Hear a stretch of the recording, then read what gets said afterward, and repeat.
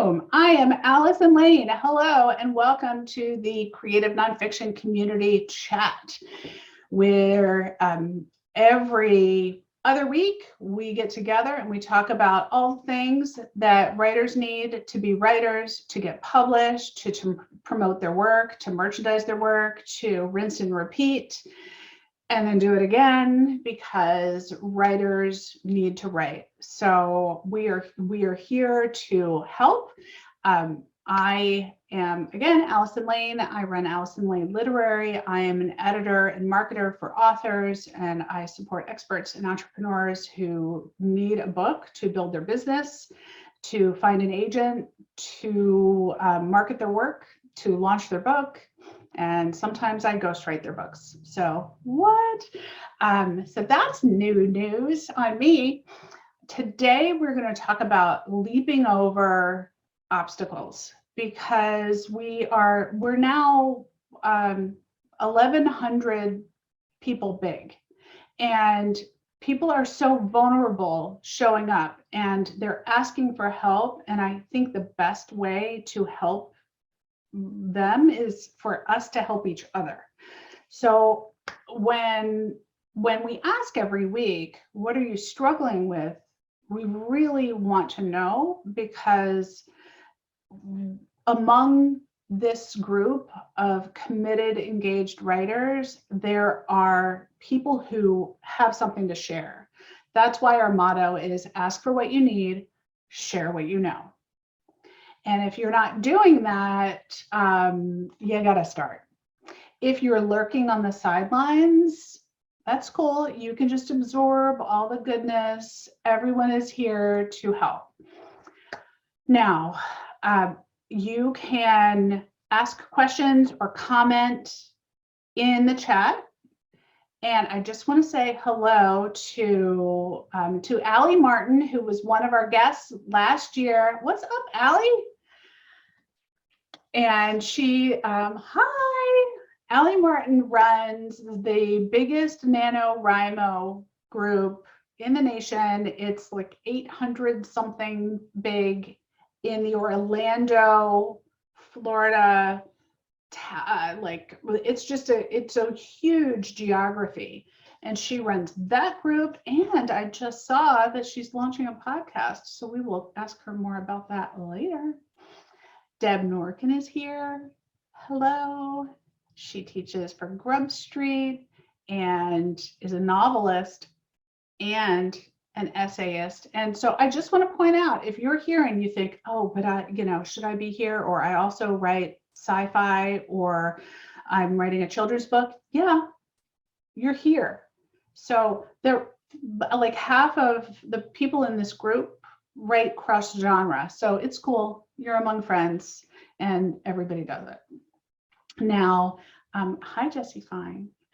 And Maria, Marlon DM'd me yesterday. I haven't had time to read what he sent to me. And Mona, our moderator, whose name probably you've seen before, Mona Mijas, out in, let me stop pinning myself so you guys can remove pin. There's Mona. Mona, say hi. Hello, everyone. I'm here. Just Mona and I did not coordinate our outfits today, but we're both rocking the purple. Yep. Yeah. Okay. So I'm going to pin myself again. Boop. Okay. Leaping over obstacles. Everyone has been so generous to share what they need, and everyone comments and shares. But I think that there are themes to what people are sharing and what they need. And as a career publicist, I want to address a lot of those needs. And I also want to, to say, now that I support authors in getting published and experts getting published, this role of writing and then marketing your work, and either finding a publisher or pitching media or submitting essays to literary magazines or even op-eds to the Washington Post. It can all be done. You do not need to be an expert in any of that because we are crowdsourcing all of your solutions here in this group that is over a thousand writers. So all of you have something to say. All of you have a message that the world needs, and all of you need help. Otherwise, you wouldn't be here. And you have help to give. So just know it. I mean, know that we're all here together. Okay. Some questions that I want to address are, I'm just going to start here. Some people are having this obstacle of they're revising the same piece over and over again. And you know, when you just like, you can't like quite get your hair done, or you're like picking at your shirt and it just isn't right. When you're revising the same piece over and over again and you just can't move forward, like you're just not nailing it, it's time to step away. And this is true on anything, you know, if you realize that, like, it's time to step away, and it's time to get input from others who care about what you're doing. So for the people who feel like they just keep on coming back to the same scene or the same opening page, or I can't quite nail this headline and I keep zhuzhing it and it just doesn't feel right, or it's not urgent enough. One, I would say, please come to the compassionate critique sessions that we hold on alternate Wednesdays. They're a place to bring your work and get input from other writers who care about making your work better. Also, ask for a critique partner. Will someone look at this? Or if it's an opening line or a one page, post that in an original post in the CNF community. Just say, here's my query letter, or here's my headline, or here's my log line, or here's my opening scene. Ask for input.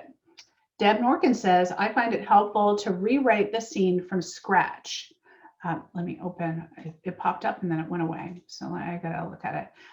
To rediscover the spark that made you want to write it in the first place. Good tip, thank you. And let's see, Mona said, I knew I was doing that, so I sent the first 50 pages to an agent with the Manuscript Academy and the entire manuscript to a few beta readers. You know, that is, if anyone, does everyone know the Manuscript Academy? The Manuscript Academy is where this group was born. The Manuscript Academy is a paid group run by a superstar agent, Jessica Sinsheimer, and a superstar editor and writer and script writer, Julie Kingsley. And it is a place where you can get just a ton of input and support and community. They run a free podcast. So if you haven't listened to that podcast, I would recommend that. I listen to podcasts on 1.5 speed because who has the time to listen to people hem and haw? And everyone talks too slow. Even me, I talk too slow. So if you do that, you'll be able to sort of speed digest all the insights and skip ahead when people are chit-chatting about how was your summer? Like, nobody cares. I just want to get to the thing. I want to get to the insight that I can apply to my own work. So that podcast is one of 58 on my podcast to propel your writing cheat sheet that's on my website. It is free. It is at AllisonLaneLiterary.com. You should get it. I compiled that because everyone asks me, what podcast do you listen to? I'm like, I keep a list now. And there you go. I put it in a cheat sheet and it is there for you. Jesse asks, please tell us when the next critique session is. Well, today is the 18th, so it is 2 weeks from today, which is June 1st. See you then. And in the meantime, if you need something critiqued, ask for a critique partner. Post it, work it out. And amongst, ourselves, or ask me. I'll do anything for you, Jesse. I mean, I'm obviously, Jesse and I are friends and in real life, and she lives close. And so, but yes, you should come to the critique session. Okay, let's see. Did you see their organization? I don't remember the name. Deb, you're saying something about, is it okay for, in the Manuscript Academy. There's some kind of, whatever their organization is. I'm thinking AARP, but I know that's not right. No, it's the Association of like authors. Literary agents or something. Yeah. And it used to be, because literary agents have never been, they're never supposed to accept fees for reading queries and pages. So there was sort of this hard line between charging and not charging, but they've got so much knowledge that it's such a shame not to share it. And they should get paid for what they know. So like places like Manuscript Academy, they, now it's fine. So long as they're not shunting so as long as it's completely separate from their, querying, agenting life. Right. It's good, which is great. Yeah, it is good news. Yeah.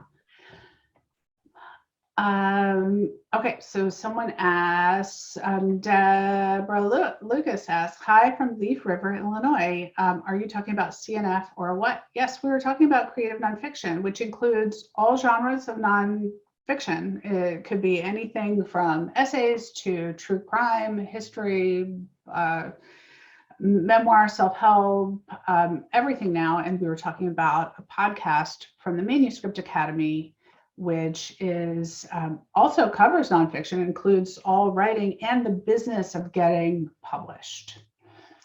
And there's a list of podcasts on my website I talked about.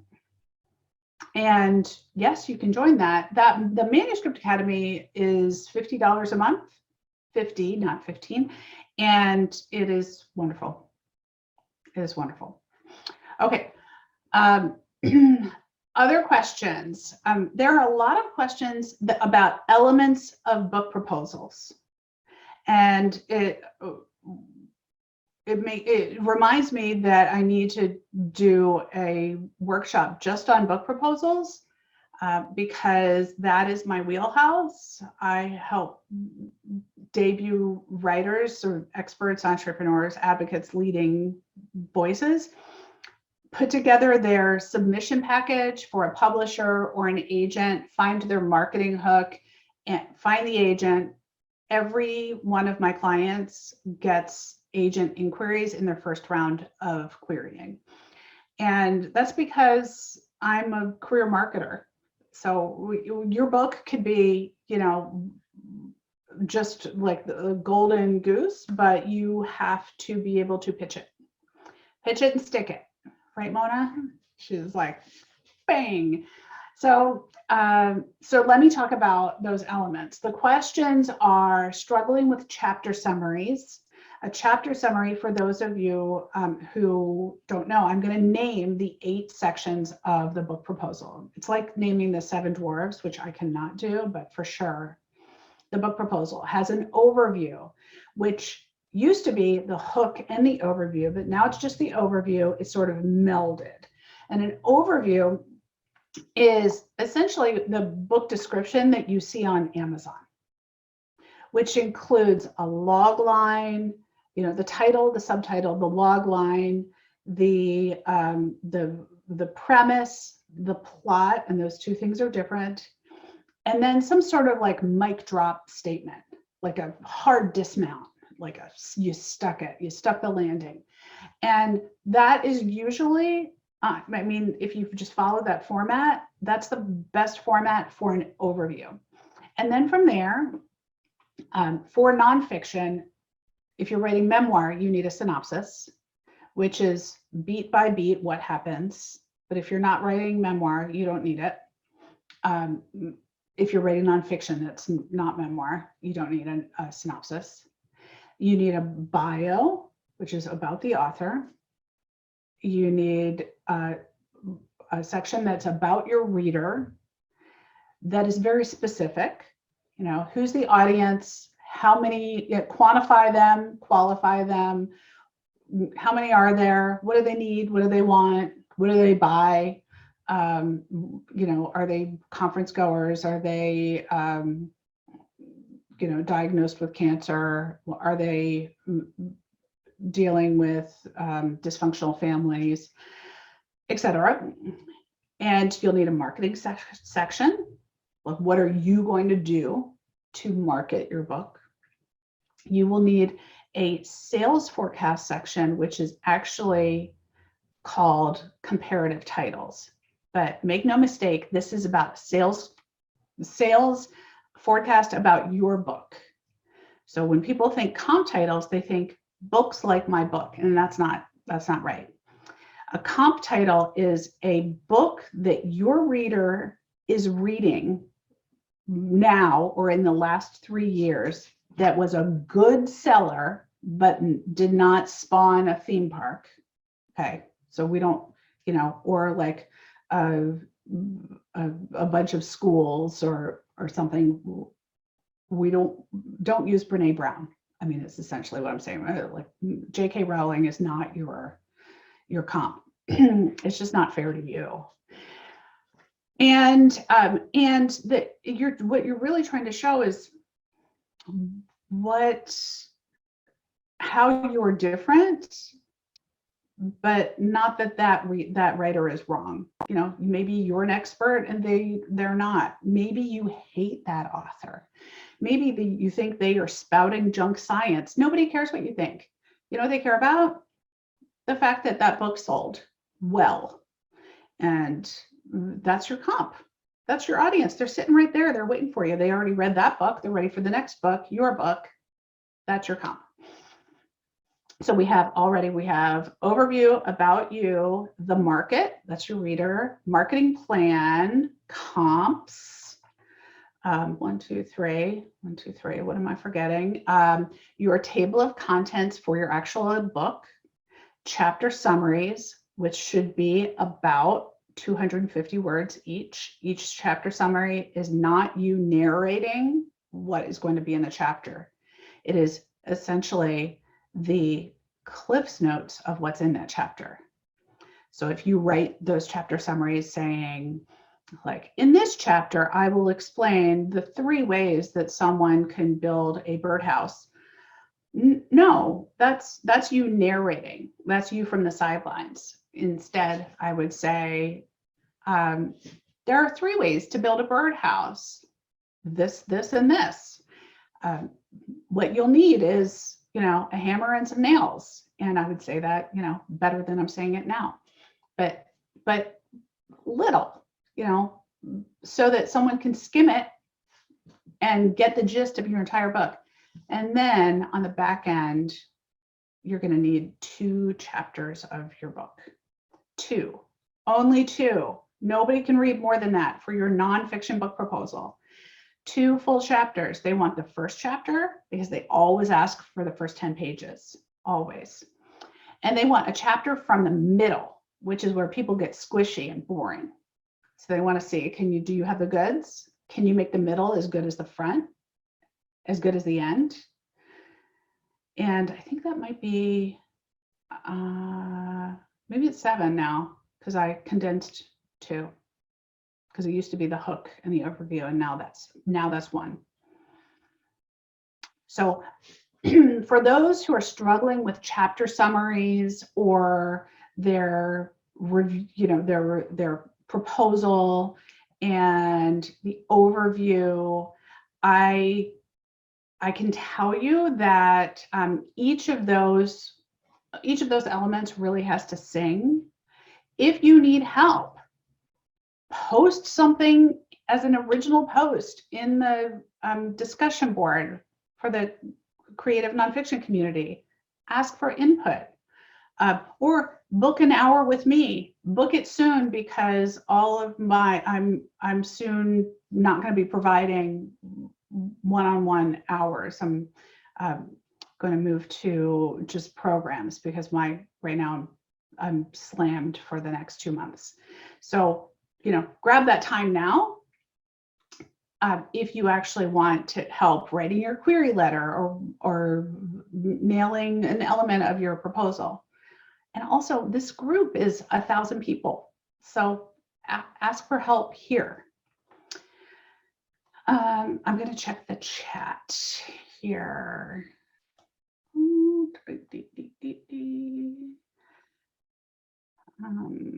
Let's see. Jessie Vine says, "Oh, Allison, how do I love thee?" Oh, girl, thanks. Yeah, Mona is talking about the Manuscript Academy. It's $70 a month for a gold membership, and you get extra stuff when you do that. You should check out manuscriptacademy.com.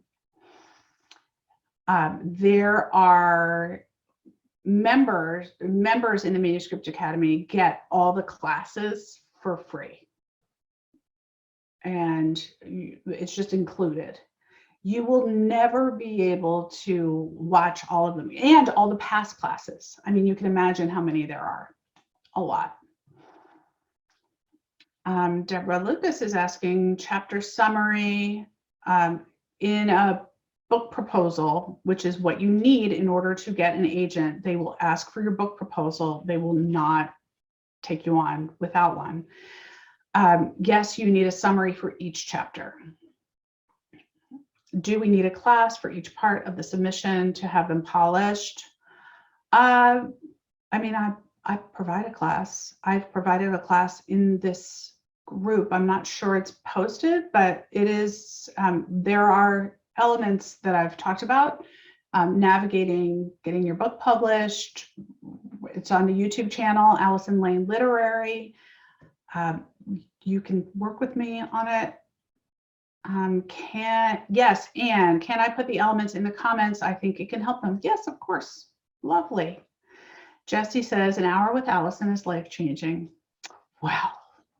Shucks. Okay, let's move on. Some people are looking for publishers and to submit directly to publishers. Now, they're saying, I feel, I don't want to go through the elements of finding an agent. I'm not going to write 5 or 6 books. I wouldn't worry about having like a trove of books that you plan. Just like when you're finding a realtor, they just want to sell the house that you have. So an agent just wants to sell the book that you have. They want it to be a good book. They don't want to sell your teardown, and they don't want to help you fix it up either. Your fixer-upper, they're not coming over to, build you a new roof. An agent is not there to rehab your book idea. So that's something you've got to do here in a community. And, this community is here for you, and it's free. And if you're not diving deep in it, then you're nuts, because we spend a lot of time together. And if you want to look at a hybrid publisher like She Writes, for sure. She Writes is SheWritesPress.com is very successful and has put out very successful books. They do the work of publishing your book, and they get your ISBN number. They do all the things that you can't do for yourself. They get your book into bookstores and manage the printing process, but you have to do the marketing. The cool thing about She Writes is that you get put in a cohort and sort of like a class with a group of people, and you do the thing together. And they take you through all the steps, and then it's up to you to do the steps, but only you know where your audience is. And so if they say, get yourself booked on podcasts, and you say, well, I don't know how to do that. And they say, well, here's a, where the podcasts live, but you have to choose those podcasts. You can do that, but you're the one who has to do that. Allie Martin says, if you are seeking traditional publication at a bigger press, you have to have an agent. Very true. The biggest publishers will only take pitches from agents. Period. Full stop. But Candace Cahill, who's a moderator in this group, submitted her memoir to a small publisher. She workshopped all the elements of her book, her title, her cover, her back cover copy, her summary, her overview, scenes from her book in this group, and submitted it to a small publisher and got an immediate, we'd love to publish your book, and her book comes out in the fall. So it can be done. It was important to her that this book get out there. And since then, she started using the methods that I've provided here about how to pitch media, how to pitch yourself on podcasts, how to nail your sticky bio, to book herself on podcasts, to become a leading voice for birth mothers and for adoptees and there's some questions about agents I'll get to in a minute. But she's taking control and she's doing it. Let's see. A couple people are asking, is it better to have in the long run to have an agent? An agent will open doors for you. And Allie also responded to that. But also, yes, an agent is going to help you manage your pitch. An agent is going to probably get you more money than you could get on your own. An agent is going to be your advocate and your cheerleader and is going to tell you, they see thousands of book titles. They might say your subtitle isn't strong enough, or rework this part of your proposal. And because I know an editor who wants that and is going to really respond to this particular element. For example, I have a client who went out we queried 13 agents on a Thursday. She got offers on Friday, on Monday, and Tuesday, like immediately offers. And then she ended up she let all the others know that I have offers on the table, and let me know if you're also interested. So that's the standard. One more agent came back and offered her representation, so that's 4. She chose one. Obviously, she met with all of them, and then she chose one. Her book went out on submission last week, but her agent had asked, can you add this one comp? And she and I were talking, and she's like, why does she want this comp? I'm like, I don't know, but there must be a reason. Let's do it. And we did it. And now we know because her book went out on submission. She got 6 requests from publishers within this 1 week. And one of those publishers that asked for a meeting right away had published the book that the agent had requested be put back in her proposal.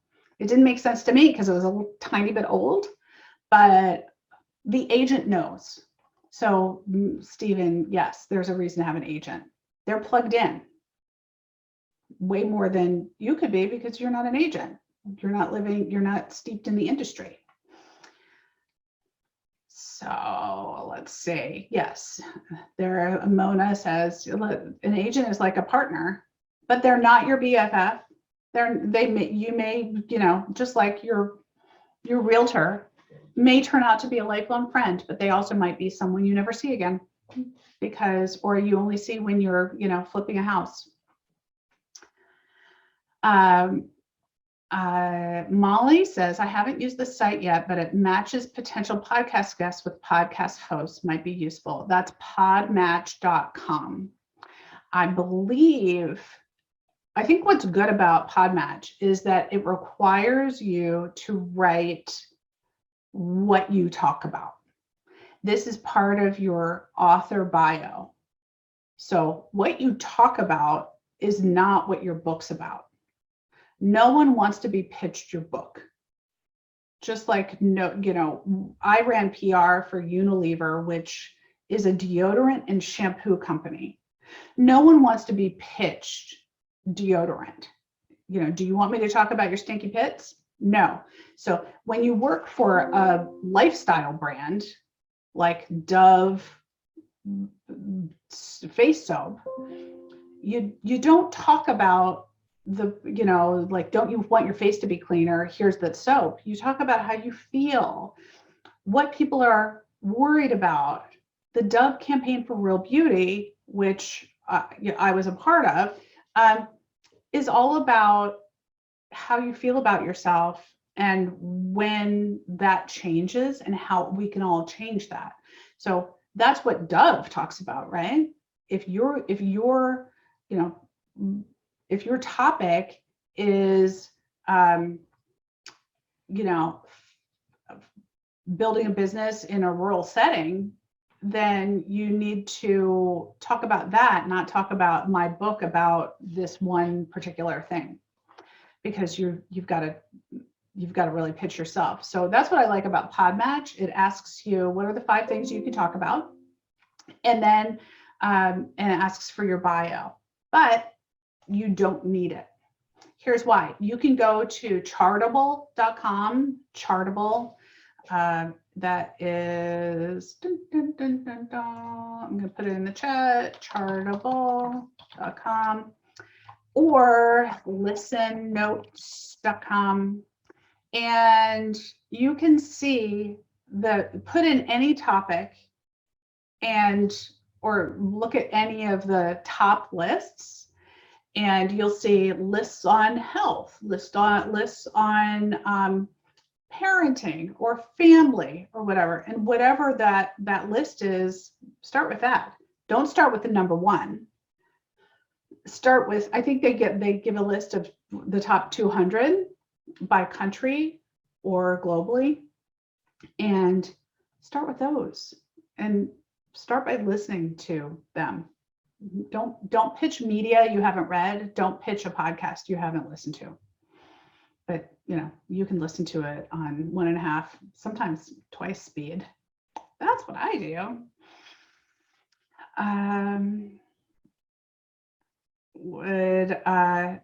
Hold on. Deb Lucas just asked a really good question. Would living as an artist and a writer in the country be a possible subject for podcasts? Yes.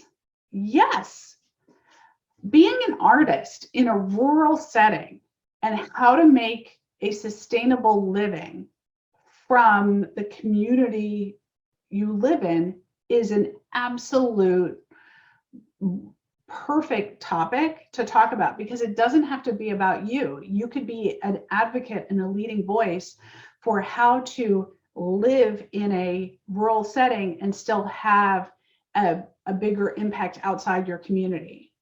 I'll give you a couple examples. Miriam Schulman, who's my client, she has a podcast, The Inspiration Place. Her podcast, she's an artist. She lives in outside of New York. Her podcast is all about making a living from your creativity. And what she and I put together her book pitch and proposal, and she also got an agent, responded the same day, like an hour later, saying, I'd love to have a meeting. And her book, Artpreneur, comes out from HarperCollins Harper Leadership next year.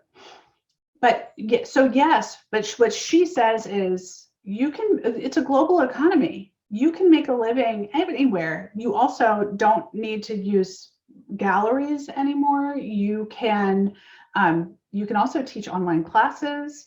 You can build a community. She ships her artwork, wherever.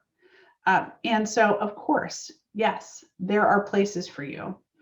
I would go to her website, miriamschulman.com or the inspirationplace.com, and look at the people she's had on.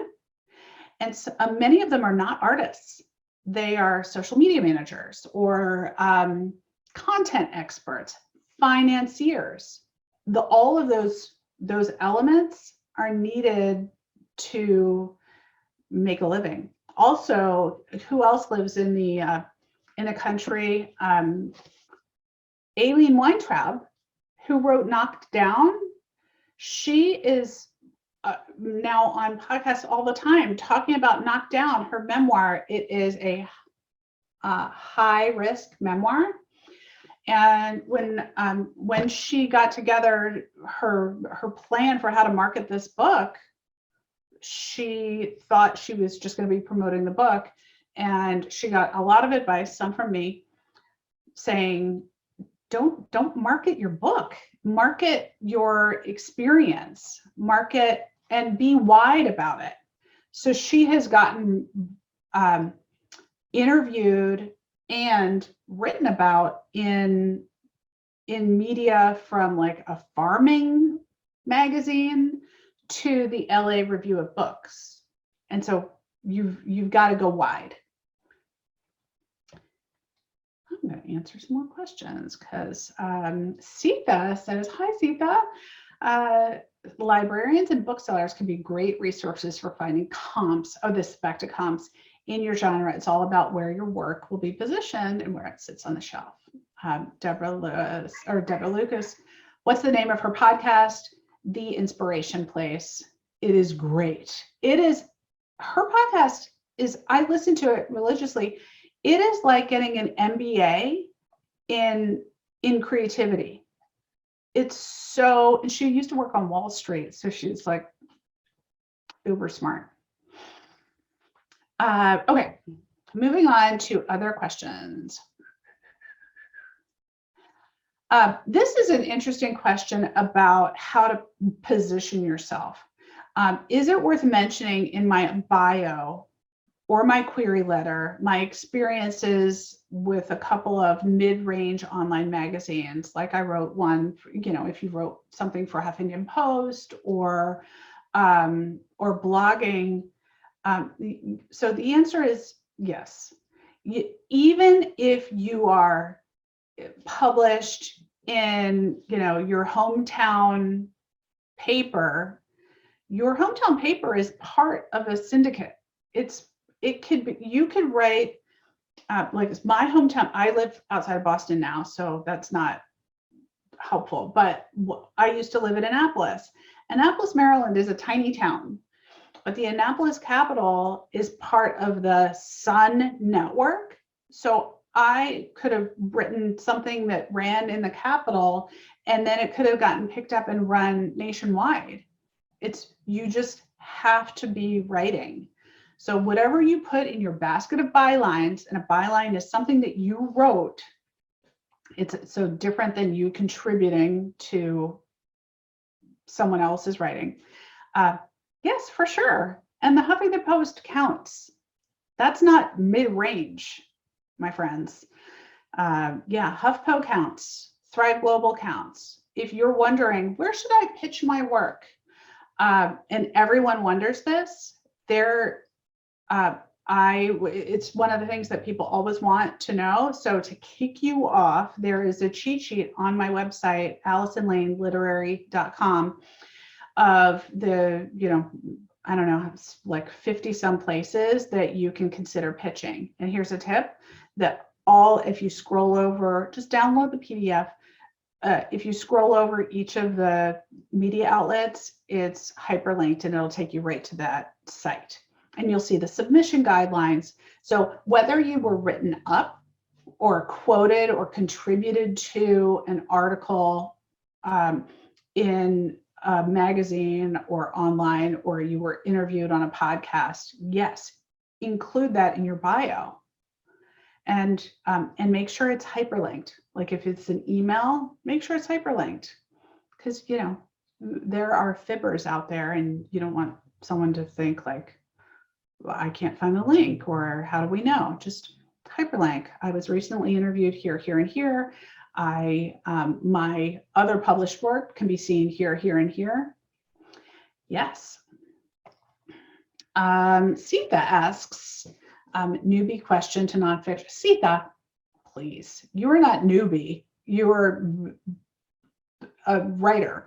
Our cookbooks pitched in the same way as other nonfiction. Yes, and the cookbook market, so yes, you need a proposal. No, you don't need to write the whole thing. Yes, you need to have maybe some food porn, nice pictures of food. Food porn, the hashtag is super popular. It is not dirty, it is delish. So you need to have some food porn.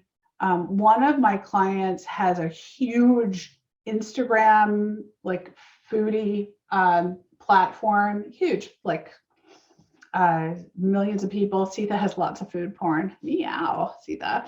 So, and she didn't even have time to write a proposal. So we made a list of a couple of agents. She queried one and got an agent.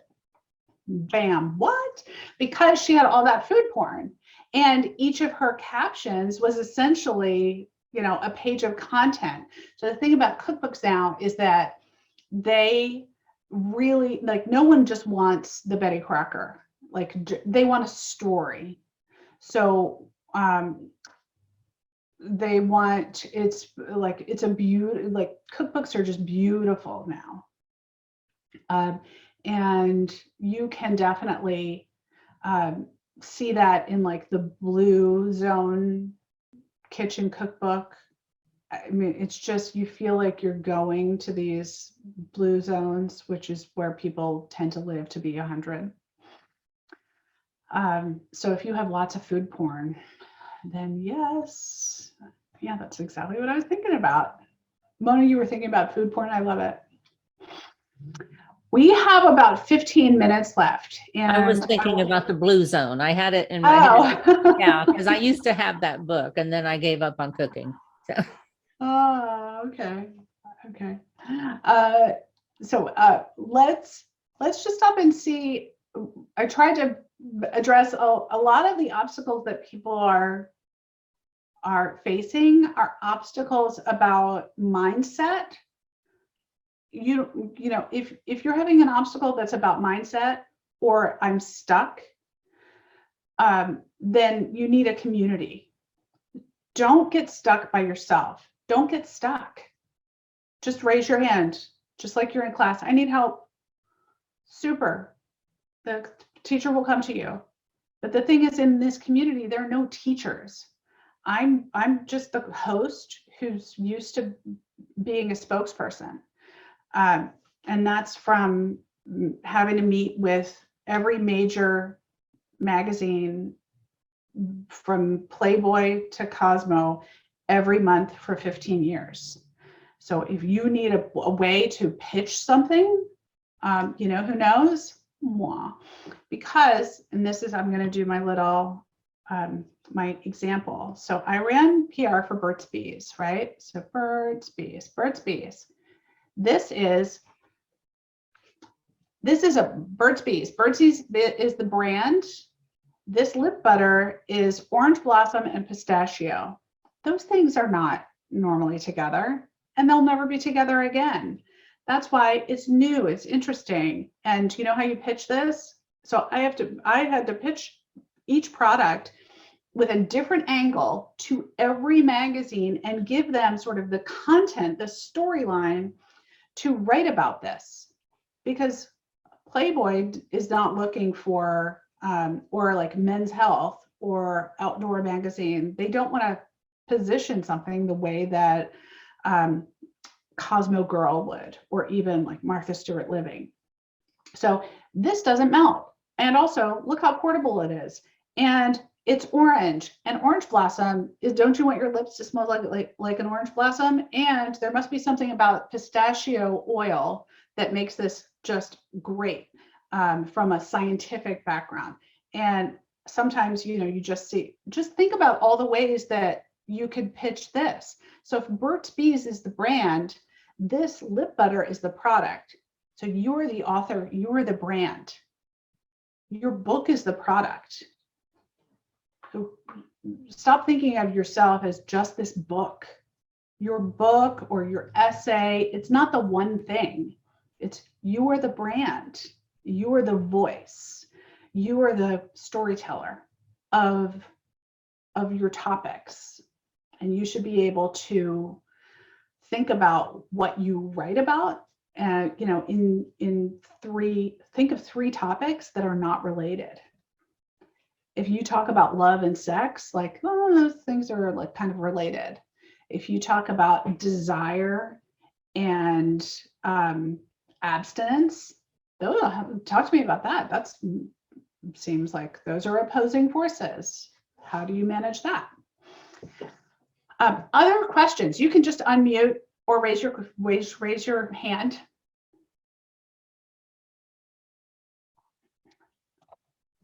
Put us on gallery so we can see. Oh, Hazel just woke up. Hello, Hazel. Thank you. She's been snoring for quite some time. Hey, Sita. Nobody has a question. My goodness. All right, I'm going to take a sip for a sec. Well, that's fine.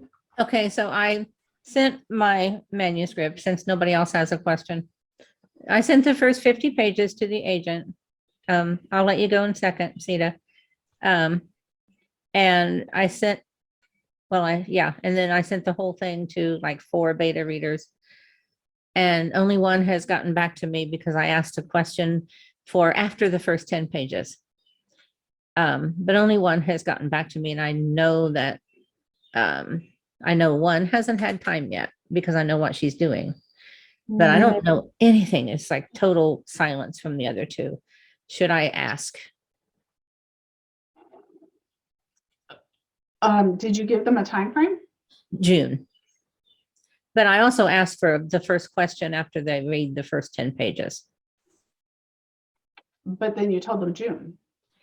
Yes. So be more patient. Thank you. Okay, next, Sita. Yeah, I mean, you already gave them a deadline. I know. Okay. Patience is not my strong suit. Oh, I mean, if you Well, I told have me a June, I question would about- schedule in my time, Yeah. to read it on time. But Yeah. yeah. Okay. Sita has her hand up. Sita. And I think Marianne's probably after me. I think he was, Marlon, yeah. or it might have been Steven, I'm not sure. But okay, so one more silly question on cookbooks. I a couple years ago I started a food blog, and I'm about almost 40 recipes in, and then I got a little wiser to the publishing industry, even though I'm working on fiction, and that's what I'm trying to get agents in for. But now, as I put my plan together, I'm looking for agents that not only do women's fiction, but also might do cookbooks, which is tough because those are 2 different editors are going to be subbing to. So there's some things I'm going to really have to think about. But I stopped putting up content on my blog because I started to wonder, if I give everything away for free here, where's am I wrong to think the stuff that's up there for free right now would not be published as far as those recipes? Do I have to have 2 sets of recipes, the stuff I put up and then the stuff I hold back for content for a cookbook, which is usually about 80 to 100 recipes traditionally? Yeah, it's a lot. It's a lot. I think that Stacy Glick from Distal is an agent who represents a lot of cookbook authors. She also she doesn't represent fiction, but Distel does. It's Dystel. And she was quoted heavily in a piece in the New York Times, I want to say 2 years ago, specifically about cookbook authors. And you might look to her or some of the panels she's been on for more direction about that. I hesitate to say, because I don't, everything's changing so much. I mean, it used to be that a publisher would reach out to a Instagrammer who was just posting food porn and ask them to write a cookbook, and then give them almost nothing, and then they would be out money. They would lose money on preparing a cookbook, and it wasn't even lucrative for them. And that's what that New York Times piece is about. And there are a lot of instances of that. So hopefully that has changed, and you definitely would want an agent on your side. I don't think you're going to find fiction agents that also cover cookbooks, because cookbooks live in nonfiction. But I wouldn't worry about that. I'm more looking now for agencies that have agents that are that have a diverse pool of agents that I might have to skip towards or have somebody partner with to place a different book if I wanted to go that route. But I'll look up Stacy Glick. I really need to educate myself on the website and how much content I feed there versus what I'm holding back. And I probably have to change it to a website and not positioned as a blog. So I'm not setting up the expectation that there'll be content there every week to subscribers. Right. I would write more. And I don't even think you need to look under one agency for two. I mean, it's like selling two houses. You don't necessarily have to, if you've got a house in the country and a house in the city, you can just use two realtors. I never thought of it that way. No, that makes sense. This helps a lot. And I'm still new on researching this. It's just, I probably have at this time, probably about 150, 200 recipes. Not to say I couldn't write more, but I'm just debating what to do with all of them, as I just put them out there or not. So thanks for answering that. And I wasn't sure if Marianne or Stephen was next. So I mute myself out here. Oh, well, let's see. I think it was Marlon. Maybe. Oh, Marlon. Hi. Hi. Interesting conversation about the cookbook. Just sort of an aside, I inherited my mother's prized possessions, which were these cookbooks that before she left us, and this is years ago. So anyway, my wife and I have been kicking around the idea of doing a cookbook, and I was like, no, I didn't really think people really bought a lot of cookbooks, but this is interesting. So anyway, the thing that I guess question that I had was about beta readers. I'm not sure I understand how that works. I mean, do you have to wait till you finish your book before you start, getting beta readers, or how does that work? Well, what I did, Marlon, was I edited until Allison started out with one question asking, I've edited and edited until I find myself doing it over and over again, and I shouldn't be doing it anymore. I don't know if you were here at the beginning, and I found myself doing that. So I was quite sick of doing that. So I stopped. I've made a few little nips and tucks here and there, but I've pretty much stopped. And I used 5 gold coupons for the 50-page critique from an agent at Manuscript Academy, sent that off to her. And I found 4 beta readers in a couple of different organizations, not even this one. And I sent it off to them. One of them is my friend, so it's actually 3 other beta readers, I think. Did you give them your whole manuscript, or was it just? Okay. But I made a PDF of it. so that they didn't mark it up in Word. I made a PDF of it and I searched online for 6 questions. And I did tell them that, I will be making more edits, but I've gone as far as I can right now. But you have to be in the mind space to do that. That's my input there. Mhm. The other thing, and Mona's tossing around jargon too, and we're so used to it now, but there's a big difference between getting a critique and having a beta reader. And a beta reader is someone who is not a writer, not your sister, not my sister.